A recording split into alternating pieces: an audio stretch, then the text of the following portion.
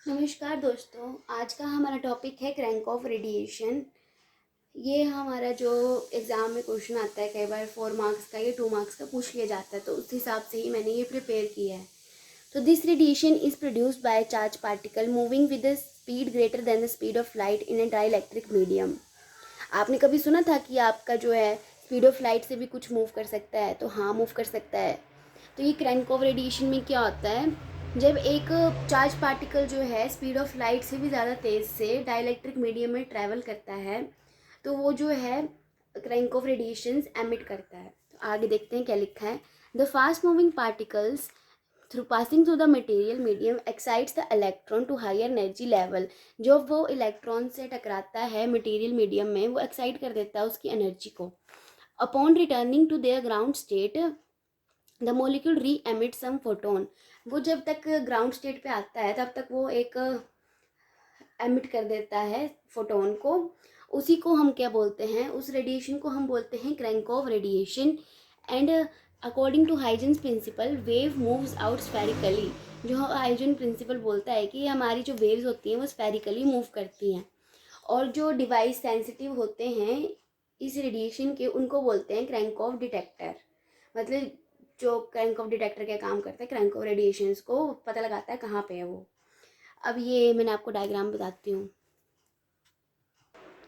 जो हमारे पास ये फिगर नंबर 1 है, इसमें जो वेव एमिटेड हो रही है इलेक्ट्रॉन से, वो जो है स्लो है स्पीड ऑफ लाइट से। मैंने यहाँ पे लिखा है ना कि स्पीड ऑफ लाइट से जो है वो स्लो है, ये लेस देन का साइन लगा है। तो और जो क्या कहते हैं, हमारे पास स्फेरिकल वेव एक जगह बन रही है, वहाँ पे सिर्फ एक ही बन रही है, वो जो है दूसरी वाली से मिल नहीं रही है। मैंने यहाँ पे नीचे ये लिखा है कि they wave emitted by an electron going slower than the light in medium. जो मैंने बोला यहाँ पे कि स्लोअर है। The spherical wave emitted at position one पे जो हमारी स्फेरिकल वेव एमिट हो रही है वो does not catch up with the wave emitted by. वो हमारी किसी भी, तो मैंने थोड़ा गलत सा बना दिया है, ये मीटअप नहीं होनी थी, अलग अलग सी बननी थी।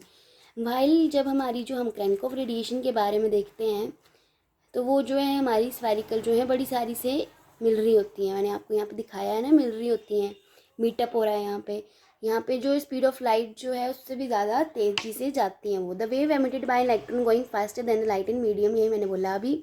The wave emitted catch up and generate conical wave front. और जो वेव एमिट हो रही हैं वो कैचअप हो जाती हैं, इसमें कैचअप नहीं होती हैं, और इसमें कैचअप होके वो हैं कॉनिकल वेव फ्रंट जो हैं फॉर्म करती हैं। ये हमारे बड़े सारे जो हैं वेव फ्रंट हैं। हमारी क्रैंक ऑफ रेडिएशंस होती हैं वो हमारे न्यूक्लियर रिएक्टर्स में यूज़ होती हैं। जो हमारा ब्लू सा ग्लो नहीं आता है अंडर वाटर में, वो हमारे न्यूक्लियर रिएक्टर की वजह से आता है। आप जो है, बाकी आपने इतनी सारी वीडियोस देखी होंगी, आपने देखा होगा कुछ ब्लूइश सा ग्लो सा आ रहा था, वही हमारी जो क्रैंक ऑफ रेडिएशंस की वजह से ही हो रहा है। It is use in particle physics. ये पार्टिकल फिजिक्स के एक्सपेरिमेंट्स में भी यूज़ होती है to identify the nature of the particle being examined. और ये एक्स्ट्रोफिजिकल एक्सपेरिमेंट्स में भी यूज़ होती है टू स्टडी कॉस्मिक शावर्स।